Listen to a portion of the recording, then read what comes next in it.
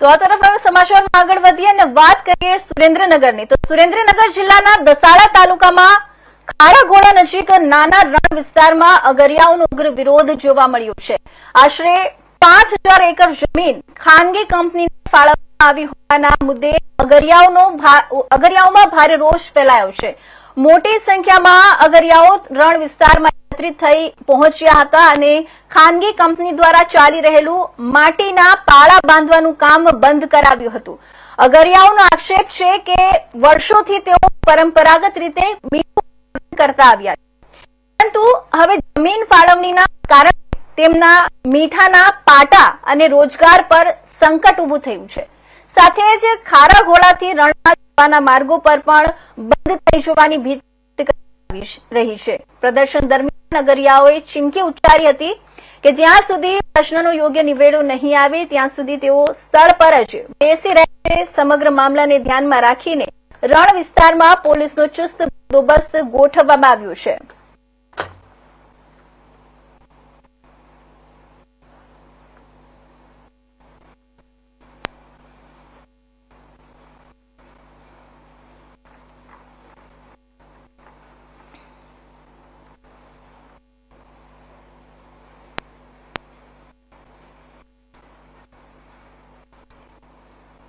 તો સુરેન્દ્રનગર જિલ્લાના દસાડા તાલુકામાં ખારાઘોડા નજીક નાના રણ વિસ્તારમાં અગરિયાઓનો ઉગ્ર વિરોધ જોવા મળ્યો છે।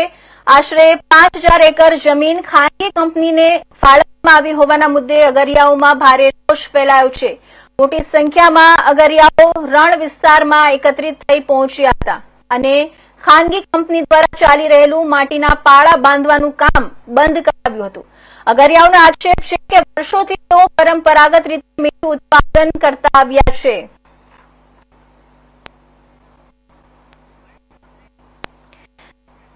તો આ સમગ્ર મામલે આપણે વધુ માહિતી મેળવી અમારા સંવાદદાતા મયુર સંધી સાથે સુરેન્દ્રનગરથી। જે મયુર, અત્યારે જે સુરેન્દ્રનગરના દસાડા તાલુકાના ખારાઘોડા નજીક નાના રણ વિસ્તારમાં અગરિયાઓનો ઉગ્ર વિરોધ થઈ રહ્યો છે, શું છે સમગ્ર માહિતી? જી ચોક્કસ એને આપણે વાત કરીએ તો સુરેન્દ્રનગર જિલ્લામાં જે નમક પકાવવામાં આવે 500 કિલોમીટર જેટલું વર્ષ ચોરસની અંદરમાં નમક પકાવતા હોય છે અને આ નમક વિશ્વભરમાં અને દેશભરમાં જે વપરાતું હોય છે એ જે જમીન રહી ખાનગીકરણ જે થઈ રહી છે એના વિરોધમાં જે અગરિયા ખેડૂત કહેવામાં આવે છે એ લોકો દ્વારા વિરોધ કરવામાં આવ્યો છે કે અમારા પેઢી દર પેઢીથી અહીંયા મીઠું પકાવતા હોય છે અને કાયદેસર પકાવતા હોય છે। જે પાટા સરકાર પાસેથી લીઝ ઉપર કે એ રીતે લઈ અને વર્ષોથી આ નમક પકાવવાનું જે મોટી પ્રમાણમાં થઈ રહ્યું છે જ્યારે પ્રાઇવેટ કંપનીને જે આપવાની વાત છે એના વિરોધમાં હાલ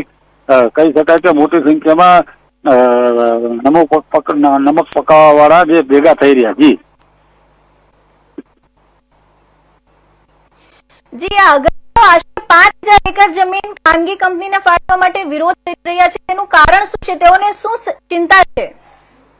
જે પેઢીઓથી જે નમક પકાવે છે, વર્ષોથી નમક પકાવે, એક આખું કલ્ચર જ હોય છે કે એ લોકો જ નમક પકાવતા હોય છે અને બહુ હાર્ડ મજૂરી દ્વારા કરવામાં આવતી છે। જ્યારે નમક પકાવવાનું જે માની લઈએ કે આપણે રૂપિયા કિલો વેચાતું હોય નમક કે 50 રૂપિયા ટન વેચાતું હોય એ નમક પ્રાઇવેટ કંપની પાસે જતી રહે કોઈ, એટલે આ બધા મજૂર છે એ બેરોજગાર પણ થઈ શકે અને એમની એક આવક પણ બંધ થઈ જાય અને બીજી કોઈ પ્રાઇવેટ કંપનીમાં જાય તો એનો ભાવ પણ વધારે તોતિંગ ભાવ વધારો પણ થઈ શકે તેમ છે।